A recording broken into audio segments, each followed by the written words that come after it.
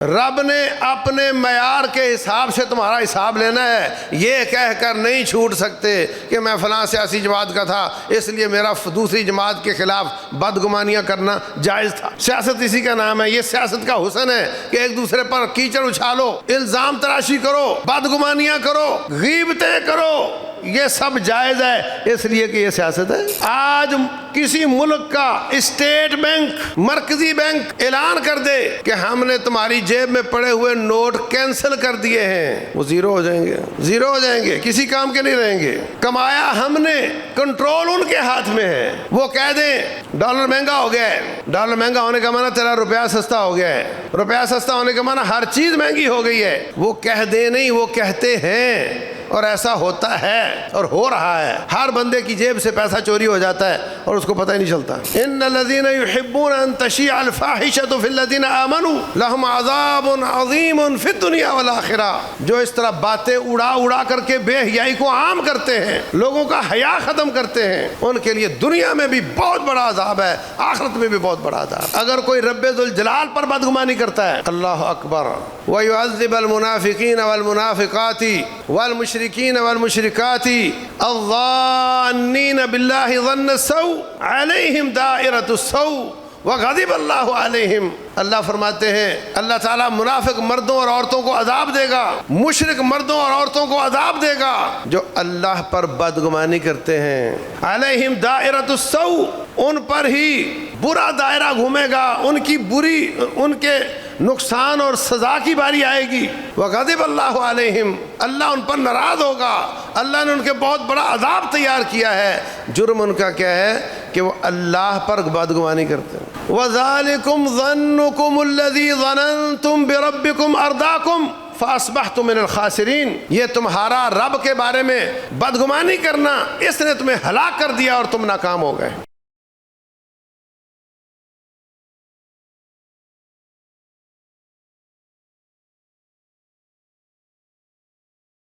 قال الله سبحانه وتعالى يا أيها الذين آمنوا اجتنبوا كثيرا من الظن إن بعض الظن إثم ولا تجسسوا ولا يغتب بعضكم بعضا۔ محترم سامعین اور سامعات، دل کے امراض اور دل کی بیماریوں میں سے، دل کے بد اعمالیوں میں سے ایک دل کا گناہ یہ ہے کہ کوئی شخص دوسرے کے بارے میں بدگمانی کرے۔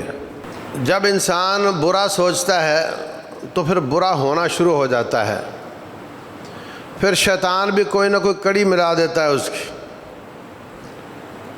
اور پھر وہ سمجھتا ہے دیکھا نا جو میں نے سوچا تھا صحیح نکلا نا، اور وہ خواہ مخواہ اپنے دل میں ایک بدگمانی بنا کر کے اس پر سوچ کر کے، اور اس کے بعد نمازوں میں بھی وہی سوچ، نیند بھی نہیں آ رہی، اور پتہ چلا کہ اس کے اندر ہے ہی کچھ نہیں۔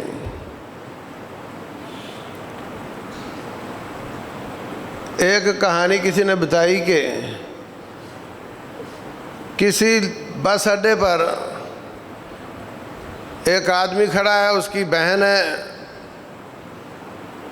اور ایک اور تیسرا آدمی بھی کھڑا ہے، اس نے چشمہ پہنا ہوا ہے۔ تو اب وہ لڑکی سمجھ رہی ہے کہ مجھے دیکھ رہا ہے، وہ واقعتاً اس کی طرف ہی دیکھتا جا رہا ہے۔ وہ اپنے حساب سے بہت پریشان ہے کہ یہ مجھے کیوں دیکھ رہا ہے۔ آخر اس نے بھائیوں کو بتا دیا کہ مجھے گھور رہا ہے۔ انہوں نے آؤ دیکھا نہ تاؤ اس کو تھپڑ مارا، وہ گر گیا، اس کا چشمہ اترا تو معلوم ہوا کہ وہ نابینا تھا، وہ نابینا تھا۔ اور قضاء کی کتابوں میں ایک قصہ لکھا ہے کہ ایک محلے میں شور ہوا، پکڑو بچاؤ پکڑو بچاؤ۔ لوگ گھروں سے باہر نکلے تو ایک آدمی خنجر لے کر بھاگ رہا ہے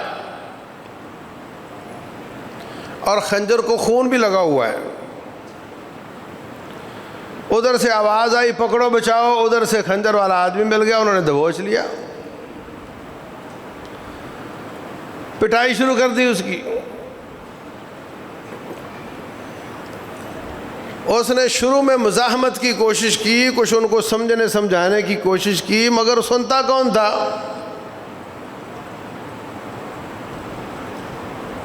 اب تو جناب پٹائی ہو رہی بیچارے کی. اس نے جب وہ بالکل مایوس ہو گیا کہ اب میری کوئی سننے والا نہیں، اس کو پولیس کو دے دیا.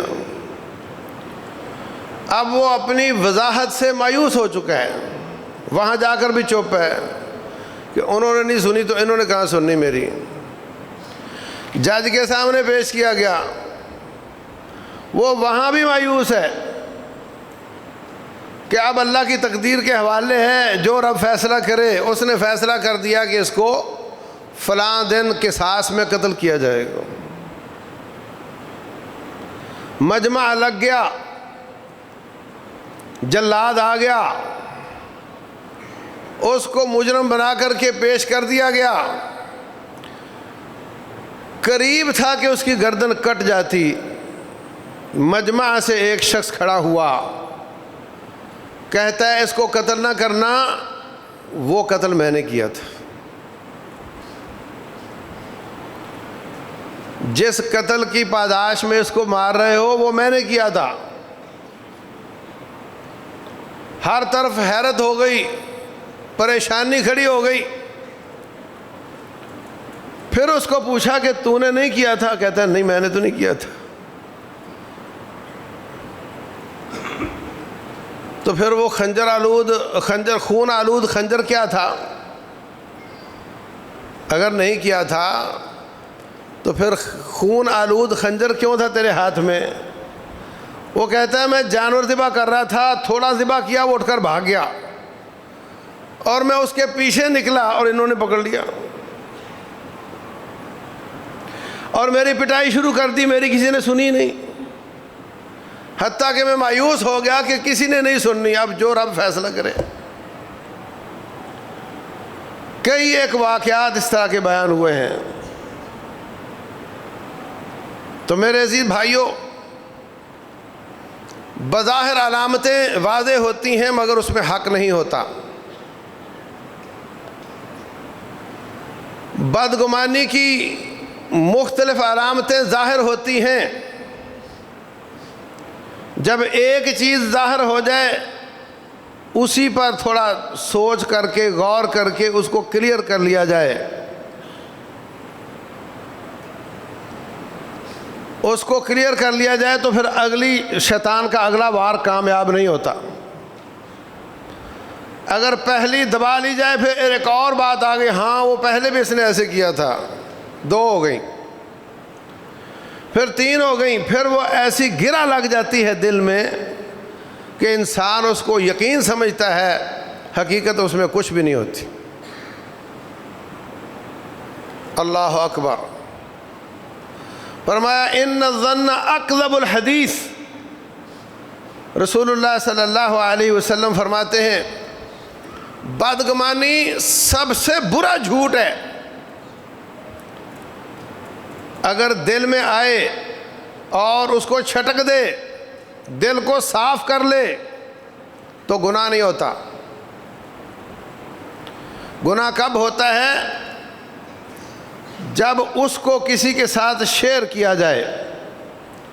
رسول اللہ صلی اللہ علیہ وسلم فرماتے ہیں ان اللہ تجاوز عن امتی ما تحدثت به انفسها ما لم تعمل او تتکلم.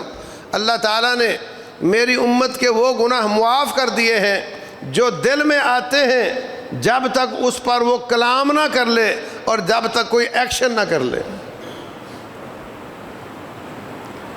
اگر اس بدگمانی کے اگینسٹ کوئی ایکشن لے لیا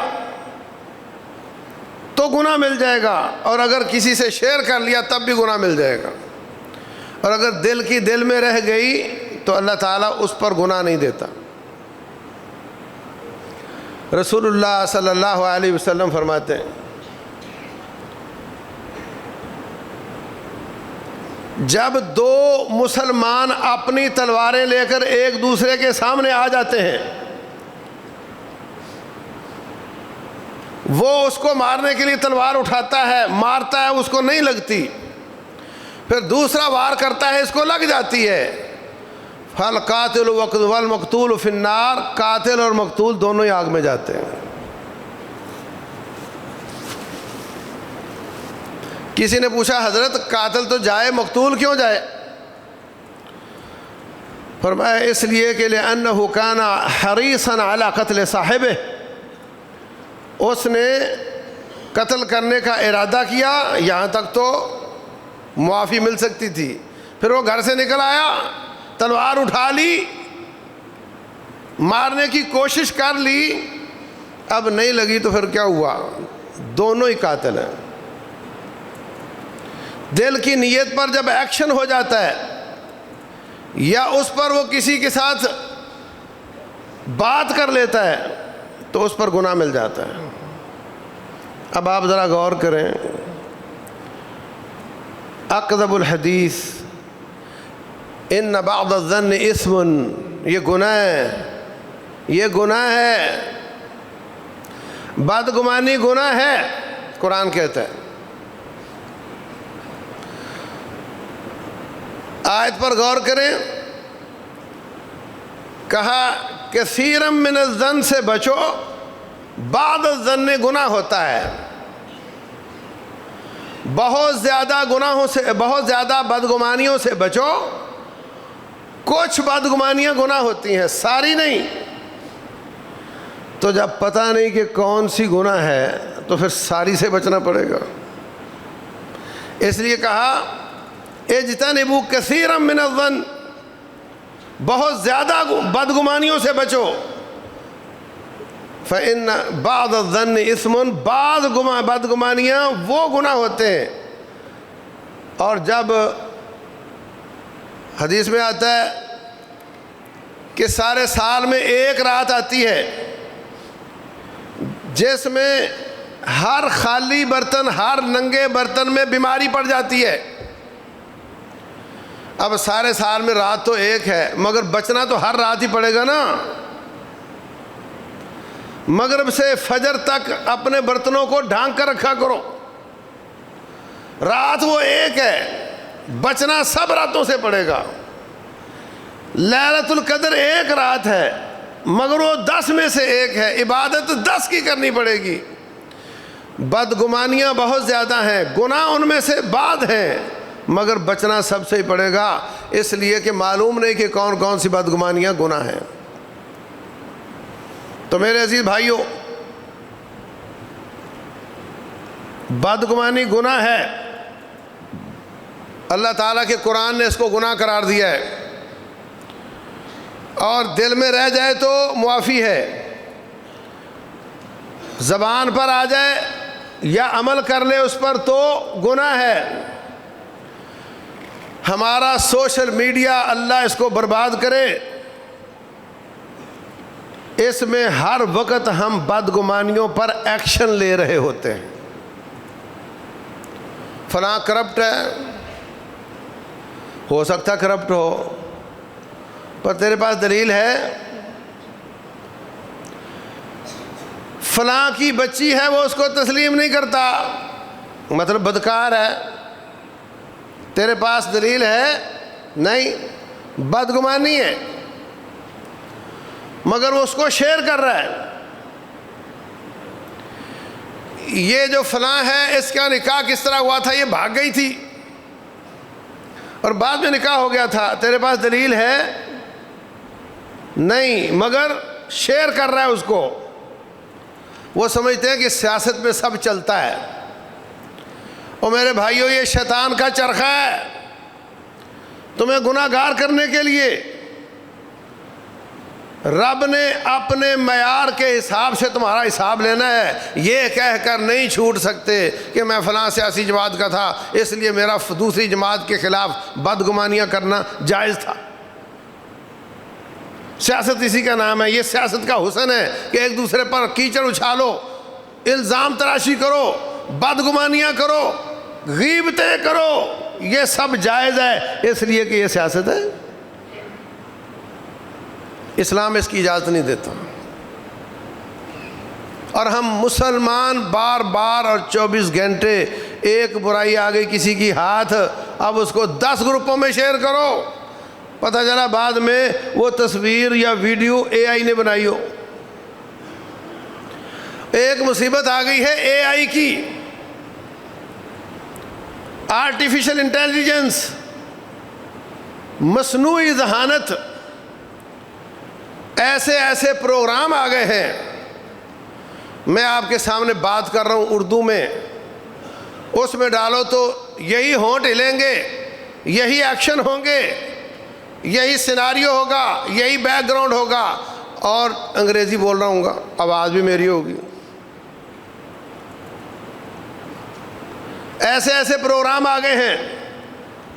آپ ان کو کہو کہ ٹرمپ کلمہ پڑھ رہا ہے، اس کی ویڈیو بنا دے. حرم پاک میں کھڑا ہوگا، کلمہ پڑھ رہا ہوگا، سامنے شیخ کھڑے ہوں گے، اسی کی آواز ہوگی، اسی کے ہونٹ ہل رہے ہوں گے، اور 90% عوام نہیں پہچان سکے گی کہ یہ کیا ہے. یہ سب دجالی سسٹم ہے. اس کے بعد بدگمانیوں کے بند ٹوٹ جاتے ہیں، بہت زیادہ شروع ہو جاتی ہیں. ایسی ویڈیو آتی ہے کتنے لوگ گالیاں دینا شروع ہو جاتے ہیں. بھائی اتنا میں تو تمہیں بڑا اچھا سمجھتا تھا، تو اتنا گندا نکلا. اور بعد میں پتہ چلتا ہے کہ یہ تو اے آئی نے بنائی ہوئی تھی. میں آپ سے بات کر رہا ہوں، ایسے پروگرام ہیں کہ میرے پیچھے حرم کا طواف لگایا جا سکتا ہے کہ میں حرم کے کھڑا ہو کر درس دے رہا ہوں، اور اس کو آپ جتنا برا کر سکو برا بھی کر سکتے ہو. بدگمانیاں ہی بدگمانیاں ہیں، کوئی دلیل نہیں، کوئی ریفرنس نہیں. ہر طرف اس وقت بدگمانیوں کے بہت بڑے بڑے پروگرام، اور ان کے ذریعے مسلمانوں کو ڈبل مائنڈڈ کیا جاتا. اور صورتحال یہ ہے کہ میں یہ کہہ رہا ہوں اور وہ یہ کہہ رہے ہیں. اب عوام کہے گی کہ ہمیں کیا پتہ کہ حقیقت کیا ہے اور بدگمانی کیا ہے. اس بدگمانی کے سیلاب میں حقیقت بھی ڈاواں ڈول ہو جاتی ہے، حقیقت بھی ڈھیل میل ہو جاتی ہے. انسان کو سمجھ نہیں آتی کہ سچ کیا اور حق کیا ہے. جب یہ فضا اپنی پیک پر پہنچے گی تو پھر دجال آئے گا، پھر دجال آئے گا. رسول اللہ صلی اللہ علیہ وسلم فرماتے ہیں وہ زمین سے کہے گا پودا نکال، دیکھتے دیکھتے پودا نکل کر اس کو پھل لگ جائے گا. آسمان سے کہے گا بارش برسا، بارش برسنا شروع ہو جائے گی. اس وقت ایسے ایسے پروگرام آ چکے ہیں کہ آپ آسمان کی طرف نظر دوڑائیں تو آپ کو لمبی لمبی بلڈنگیں نظر آئیں اور پتہ چلے کہ آپ پیرس میں کھڑے ہیں. پوری فضا اس طرح کی ہو جائے. آپ چاہیں تو آپ کا نام پورے آسمان پر لکھا ہوا نظر آئے. ہمارے تو چھوٹی چھوٹی چھوپدہ بازیاں دکھائیں تو لوگ ان کے ہاتھ چومنے لگ جاتے ہیں، سجدے کرنے لگ جاتے ہیں. جب وہ اتنی اتنی بڑی شوبدہ بازیاں دکھائے گا تو دنیا اس پر ایمان لے آئے گی، رب ذوالجلال کو چھوڑ دے گی. رسول اللہ صلی اللہ علیہ وسلم فرماتے ہیں جو بھی دجال کے بارے میں سنے وہ یہ نہ سمجھے کہ میں بڑا پہلوان ہوں، ایسی تیسی اس کی، میں جاتا ہوں، میں دیکھتا ہوں میرا کیا کر لیتا ہے. فرمایا جو بھی اس گمان کے ساتھ جائے گا وہاں جا کر موم ہو جائے گا، اس کا مطیع اور فرما بردار ہو جائے گا. جس کو پتہ چلے وہ آ گیا ہے اس کے پاس مت جانا. اتنی زیادہ شعبدہ بازیاں اس کے پاس ہوں گی کہ دوسرا آدمی کہے گا کہ بس ہو گئی، اب کوئی شک نہیں رہ گیا کہ یہی رب ہے. ایک شخص کو وہ کہے گا مجھ پر ایمان لاؤ، وہ انکار کر دے گا، وہ اس کی گردن کاٹ کر کے دور دور کر کے جسم کو اور گردن کو بیچ میں سے چکر لگائے گا، اور اس کے بعد پھر اس کو قریب کر کے دوبارہ اس کو زندہ کر دے گا۔ اب کہے گا اب سناؤ، اب تو میں رب ہوں نا۔ وہ کہے گا پہلے تو کوئی شک تھا، ہمارے نبی صلی اللہ علیہ وسلم نے بتایا تھا کہ یہ شعبدہ بازی بھی اس کے پاس ہوگی، اب تو مجھے پکا یقین ہو گیا کہ تو دجال ہے۔ لیکن دیکھنے والے موم ہو جائیں گے۔ زندگی اور موت اس کے ہاتھ میں ہے، بارشیں یہ برسا سکتا ہے، کھیتیاں یہ اگا سکتا ہے۔ پھر وہ بہت زیادہ جرجری لے گا، ناراض ہوگا، تلوار پکڑے گا اس کو قتل کرنے کے لیے، مگر پھر اس کو قتل نہیں کر سکے گا۔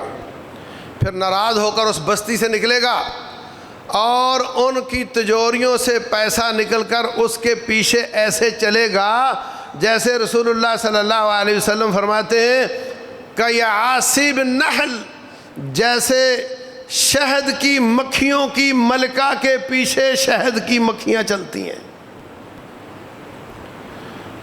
اگر شہد کی مکھیوں کی ملکہ آپ کے ہاتھ میں آ جائے نا، آپ اس کو لے کر چلو، ساری مکھیاں پیچھے آ جائیں گی۔ فرمایا اس طرح آپ کی تجوریوں سے پیسہ نکل کر اس کے ساتھ چلا جائے گا، نہ جانے وہ کون سی شکل ہوگی، لیکن آج کے بینکنگ سسٹم میں یہ شکل تو موجود ہے۔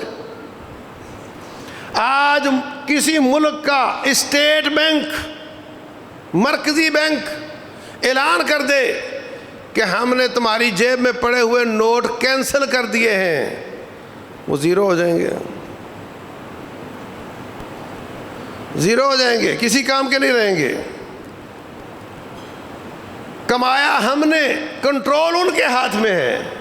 وہ کہہ دیں ڈالر مہنگا ہو گیا ہے، ڈالر مہنگا ہونے کا معنی تیرا روپیہ سستا ہو گیا ہے، روپیہ سستا ہونے کا معنی ہر چیز مہنگی ہو گئی ہے۔ وہ کہہ دیں نہیں، وہ کہتے ہیں، اور ایسا ہوتا ہے اور ہو رہا ہے۔ ہر بندے کی جیب سے پیسہ چوری ہو جاتا ہے اور اس کو پتہ ہی نہیں چلتا۔ یہ دجالی سسٹم ہے۔ تو میرے عزیز بھائیوں، بدگمانیوں سے بچو۔ رسول اللہ صلی اللہ علیہ وسلم تبوک میں گئے ہیں، جا کر پوچھا این کعب بن مالک، کعب بن مالک کہاں ہیں؟ ایک آدمی کہتا ہے اس نے اپنے مسل شسل دیکھے ہوں گے اور اپنے کپڑے شپڑے، اور اس نے فیصلہ کر لیا ہوگا کہ میں نے نہیں جانا۔ رسول اللہ صلی اللہ علیہ وسلم نے پوچھا کعب بن مالک کہاں ہے؟ دوسرے نے بدگمانی کر دی۔ ایک صحابی غالباً معاذ بن جبل تھے، کہنے لگے غلط کہہ رہے ہو تم، ہم اس کے بارے میں بالکل خیر ہی سوچتے ہیں، وہ خیر والا بندہ ہے۔ دوسروں کی عزت کی حفاظت کرنا بھی اس سے ثابت ہوتا ہے، اور بدگمانیاں پیدا ہو جاتی ہیں، یہ بھی ثابت ہوتا ہے۔ ایک دفعہ رسول اللہ صلی اللہ علیہ وسلم نے فرمایا مالک بن دکشم کہاں ہیں؟ مالک بن دکشم، ایک دوسرا کہتا ہے جی وہ تو منافق ہے،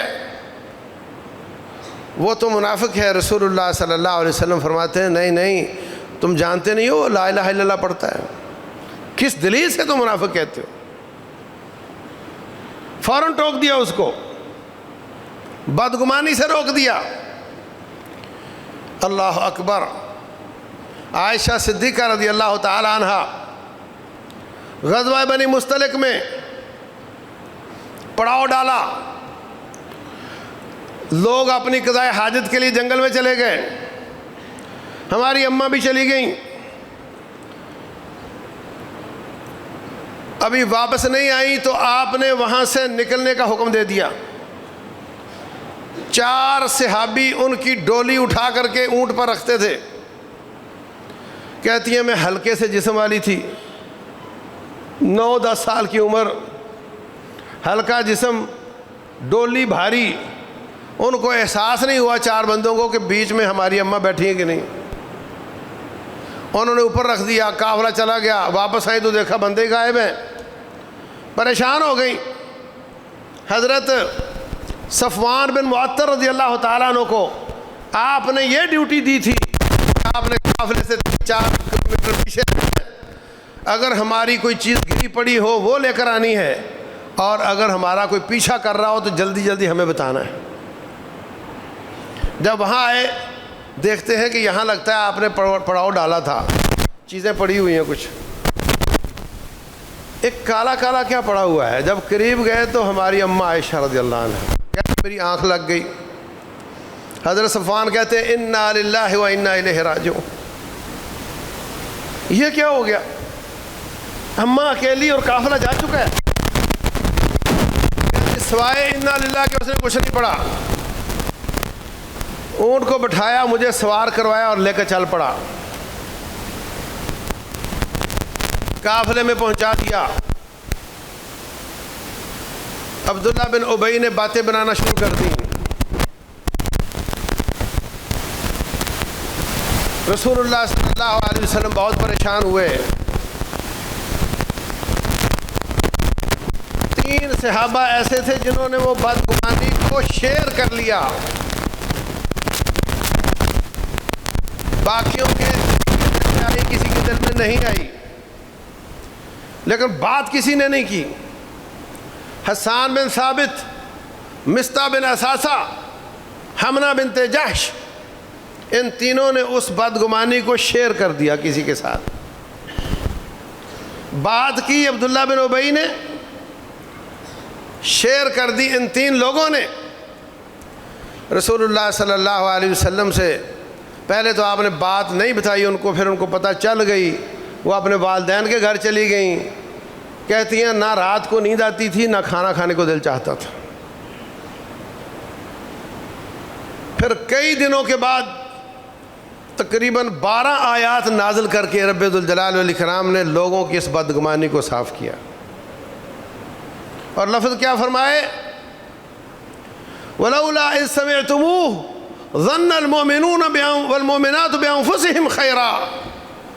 क्यों ऐसा नहीं हुआ कि जब तुमने ये बात सुनी थी फ़ौरन कह देते कि हम अपनी अम्मा के बारे में सिर्फ खैर का गुमान करते हैं, बुरा गुमान कर ही नहीं सकते। अल्लाह डांट रहा है। अल्लाह तबारक व तआला ने डांट पिला दी कि तुमने ये सोचा कैसे। रसूलुल्लाह सल्लल्लाहु अलैहि वसल्लम ने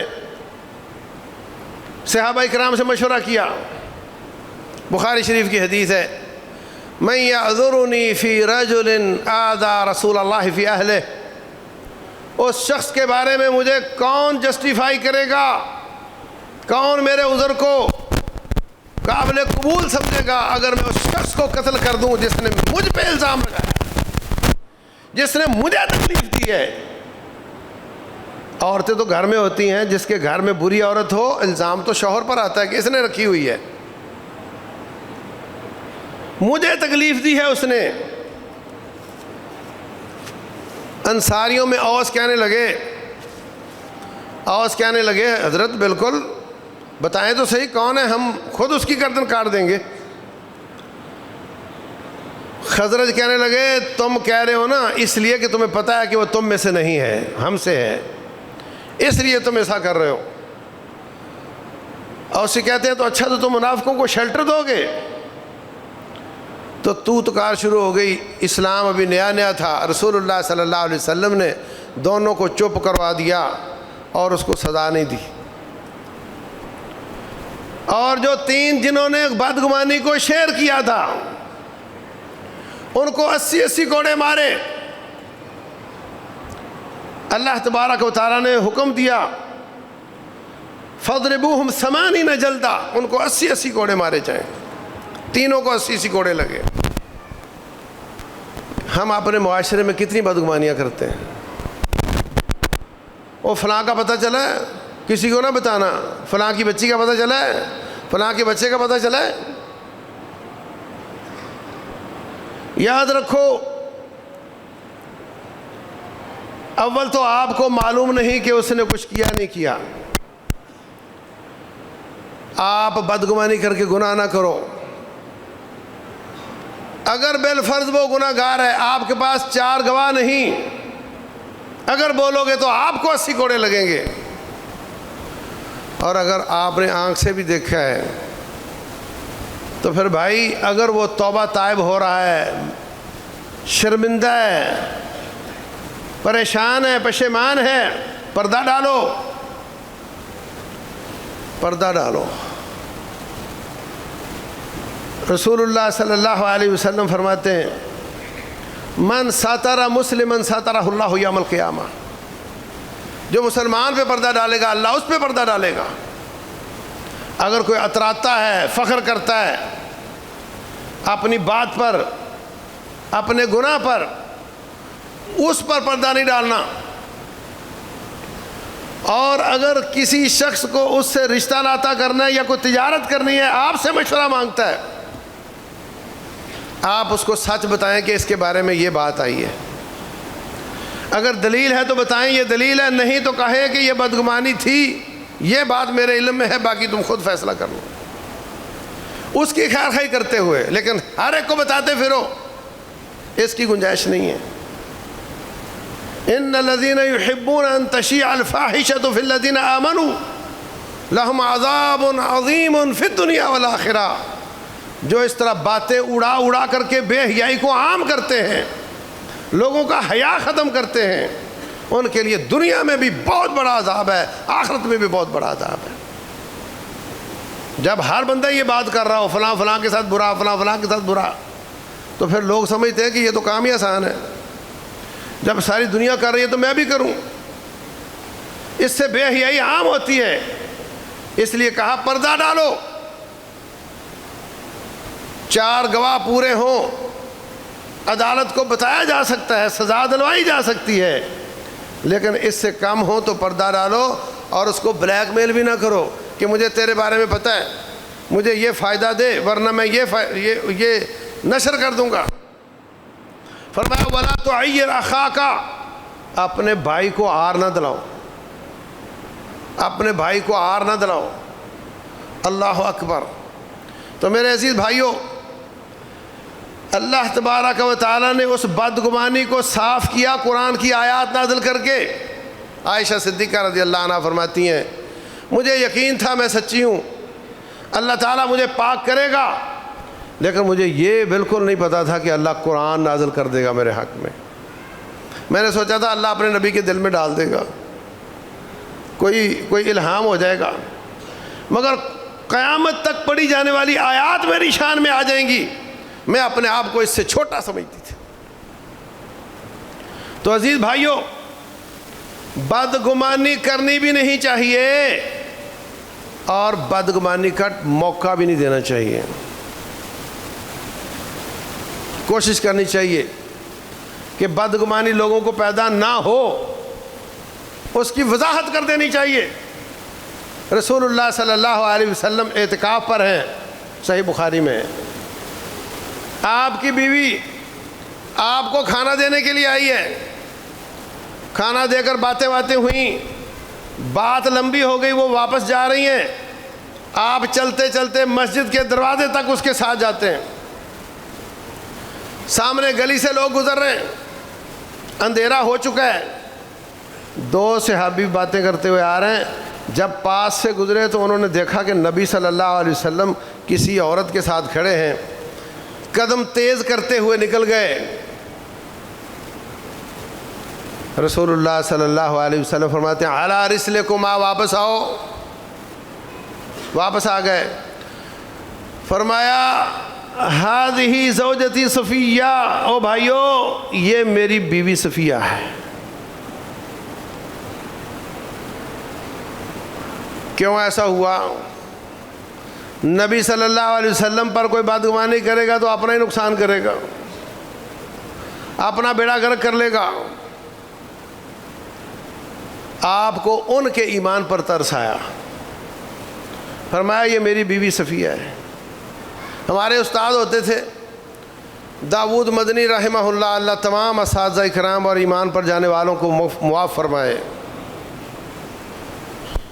کہتے میں ریل پہ سفر کر رہا تھا، سعودیہ میں پڑھتا تھا، بیگ بریف کیس میرا اچھا تھا، تو کئی ٹھگ میرے پیچھے لگ گئے، کہ اس میں پتہ نہیں کیا ہے. مجھے محسوس ہوا کہ یہ میرے سونے کا انتظار کر رہے ہیں. میں نے اچانک ایسے جیبوں کو ہاتھ لگایا کہ شاید میری کوئی چیز رہ گئی ہے.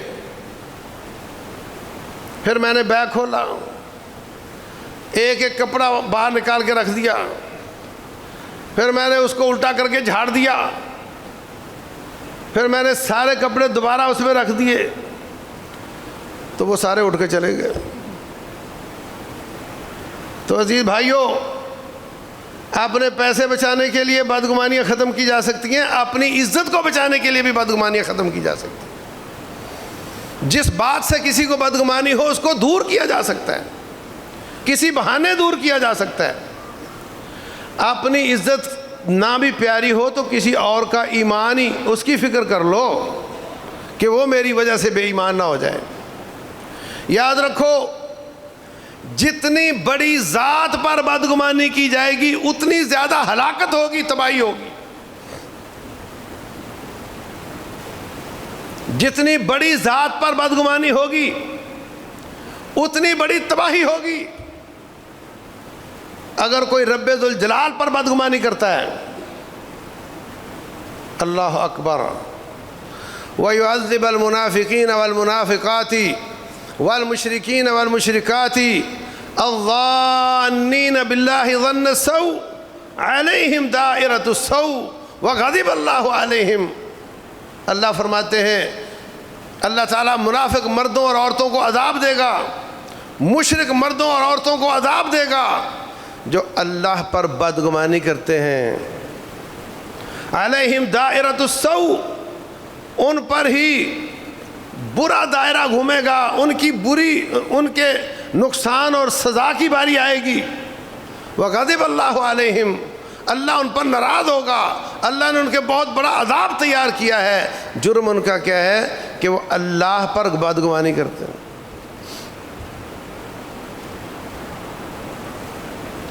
وَذَلِكُمْ ظَنُّكُمُ الَّذِي ظَنَنْتُمْ بِرَبِّكُمْ أَرْدَاكُمْ فَأَصْبَحْتُمْ مِنَ الْخَاسِرِينَ. یہ تمہارا رب کے بارے میں بدگمانی کرنا, اس نے تمہیں ہلاک کر دیا اور تم ناکام ہو گئے. بدگمانی باعث ہلاکت. اللہ پر بدگمانی کیا ہے؟ ہمارا معاشرہ اللہ پر بدگمانی سے بھرا ہوا ہے. ہاں دیکھو جی حالات کیسے جا رہے ہیں. او نا جی کچھ نہ پوچھو, کوئی کاروبار چل ہی نہیں رہا, حالات بہت خراب ہیں, بہت حالات خراب ہیں. اب تو نکلو, اس ملک میں کچھ نہیں رکھا ہوا, اس ملک میں کوئی نہیں رکھا ہوا. نکلو یورپ میں جاؤ, ڈنکی لگاؤ, ایمان برباد کرو, آخرت تباہ کرو, جھوٹے نکاح گوریوں سے کرو, اپنے ایمان اور اپنی ہر چیز کا سودا کر کے 4 ٹکے کمانے کی کوشش کرو. اللہ کی قسم ہے, جو رب نے پیدا ہونے سے پہلے لکھا ملنا وہی ہے. کتنے لوگ یہاں یورپ سے زیادہ کماتے ہیں اور کتنے لوگ غیر ملکوں سے ٹکٹ بھی ادھار لے کر آتے ہیں. مگر یہ بدگمانیاں نہیں جی, یہاں تو کچھ بھی نہیں ہے, یہاں تو بھوک ناچتی ہے, پاکستان نے کچھ نہیں کرنا, ان کے حکمران ایسے, ان کے فوجی ایسے, بدگمانیوں پہ بدگمانیاں. وہ تو انڈیا نے ان پر حملہ کر دیا, ورنہ انہوں نے کوئی جواب نہیں دینا تھا. یہ اس طرح کے ہیں ہی نہیں. اللہ اکبر. موسیٰ علیہ السلام اپنی قوم کو لے کر نکلے راتوں رات, آگے سمندر آ گیا, پیچھے فرعون کی فوج آ گئی. لوگوں نے رب پر بدگمانی کی, کہنے لگے اِنَّا لَمُدْرَكُونَ, اب مارے گئے, کوئی بچنے کی شکل نہیں ہے. حضرت موسیٰ علیہ السلام فرماتے کلا, بالکل نہیں, اِنَّ مَعِيَ رَبِّي سَيَهْدِينَ, میں اکیلا نہیں, میرا رب میرے ساتھ ہے, میرا رب راستہ دکھائے گا. پھر 12 راستے دکھائے, سمندر کے اندر سے نکل کر دکھایا. رسول اللہ صلی اللہ علیہ وسلم غار ثور میں ہیں، حضرت ابوبکر صدیق رضی اللہ عنہ کہتے ہیں کہ اللہ کے رسول وہ یہاں بھی پہنچ گئے ہیں، ان میں سے کسی نے اپنے پاؤں کی طرف دیکھا تو ہم نظر آ جائیں گے۔ اچھا ایسا نہیں کہا کہ اب ہم بچ نہیں پائیں گے، یہ نہیں کہا، خطرے سے آگاہ کیا۔ تو رسول اللہ صلی اللہ علیہ وسلم فرماتے ہیں ما ظنک باثنین اللہ ثالثہما، ابو بکر آپ ہمیں دو سمجھ رہے ہو، ہم تو تین ہیں، تیسرا ہمارا رب ہمارے ساتھ۔ ثانی اثنین اذ ہما فی الغار اذ یقول لصاحبہ لا تحزن ان اللہ معنا۔ آج سے 1 سال پہلے پاکستان پر کتنی مایوسیوں کے بادل چھائے ہوئے تھے، یہ جی ڈیفالٹ کر جائے گا، ڈیفالٹ ہو جائے گا، سارے غیر ملکوں میں گئے ہوئے واپس آ جائیں گے، ایکسپورٹ امپورٹ بند ہو جائے گی۔ اس سے پیچھے چلے جاؤ، ایف اے ٹی ایف نے گرے کر دیا، وہ بلیک کر دے گی، پھر یہ ہو جائے گا، وہ ہو جائے گا۔ اللہ تعالیٰ نے ساری مایوسیوں کے بادل ختم کر دیے، اور آج آپ کے ساتھ سلام لینے کو لوگ سعادت سمجھتے ہیں۔ آج کی خبر ہے، سوڈان کی اسٹیٹ بینک کی گورنر عورت ہے، وہ پاکستان کے اسٹیٹ بینک کے گورنر کو ملی اور کہتی ہے کہ ہم بھی آپ سے معلومات اور آپ کے تجربے سے فائدہ اٹھانا چاہتے ہیں۔ آپ کو دنیا میں کوئی سلام لینا پسند نہیں کرتا تھا، آج لوگ آپ کو دیکھتے ہیں کہ آپ کیا چاہتے ہیں، آپ کیا کہتے ہیں۔ یہ رب ذوالجلال ہے، اس کے ہاتھ میں سب کچھ ہے، وہ کسی وقت بھی کچھ بھی کر سکتا ہے، اس کے بارے میں بدگمانی نہ کیا کرو۔ فرمایا آنا عند ظن عبدی بی، میں اپنے بندے کے گمان کے مطابق ہو جاتا ہوں، میرے بارے میں اچھا گمان کرو تو میں اچھا ہو جاتا ہوں اس کے بارے میں، اور اگر میرے بارے میں برا گمان کرے تو پھر اس کے ساتھ اسی طرح کا سلوک کر دیتا ہوں۔ میں تو ویسا ہی ہو جاتا ہوں جیسے تم مجھے سمجھتے ہو۔ کتنا آسان ہے اللہ تعالیٰ پر اچھا گمان کرنا، ہر وقت برا سوچنا، ہر وقت منفی سوچنا، ہر وقت مایوسیاں پھیلانا، یہ مسلمانوں کا کام نہیں۔ مسلمان بند دروازے کھولنے والے ہوتے ہیں، مسلمان امید کی روشنی پھیلانے والے ہوتے ہیں، مسلمان مایوسیاں پھیلانے والے نہیں ہوتے۔ کب سے پیدا ہوئے ہم آج تک سنتے آ رہے ہیں جی مہنگائی بڑی ہو گئی، اسی طرح دنیا جی رہی ہے۔ اس وقت 1000 روپیہ تنخواہ تھی، اب 50,000 تنخواہ ہے، اور جو اس وقت غریب تھا آج بھی لوگ غریب ہیں۔ کوئی شخص مجھے دعویٰ کر کے بتائے کہ آج اس طرح کی معیشت میں کوئی جی رہا ہے۔ ہر گاؤں میں بجلی نہیں ہوتی تھی، ہر روز سالن نہیں پکتا تھا، کپڑے استری نہیں ہوتے تھے، آج سب اس سے اچھی زندگی گزارتے ہیں، مگر پھر بھی اللہ تعالیٰ پر بدگمانیاں کرتے اور اللہ کا شکوہ کرتے ہوئے نظر آتے ہیں، اللہ کا شکوہ کرتے ہوئے نظر آتے ہیں۔ جو کسی پر حسد کرتا ہے وہ اللہ پر بدگمانی کرتا ہے، یا اللہ تو نے اس کو کیوں دیا،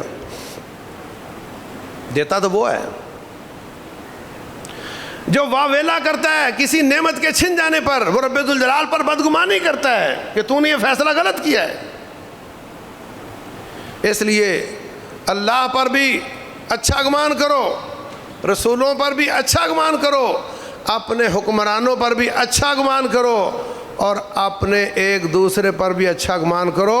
اگر کوئی سیکیورٹی کا مسئلہ ہو کہ یہ کہیں شر نہ پھیلائے تو برے گمان کو بھی دل میں رکھو، مگر جب تک دلیل نہ ہو اس پر نہ ایکشن کرو، نہ اس کو شیئر کرو، گناہ سے بچ جاؤ گے۔ اللہ تبارک و تعالی سمجھنے اور عمل کرنے کی توفیق دے۔ واللہ اعلم، وصلی اللہ وسلم وبارک علی نبینا محمد۔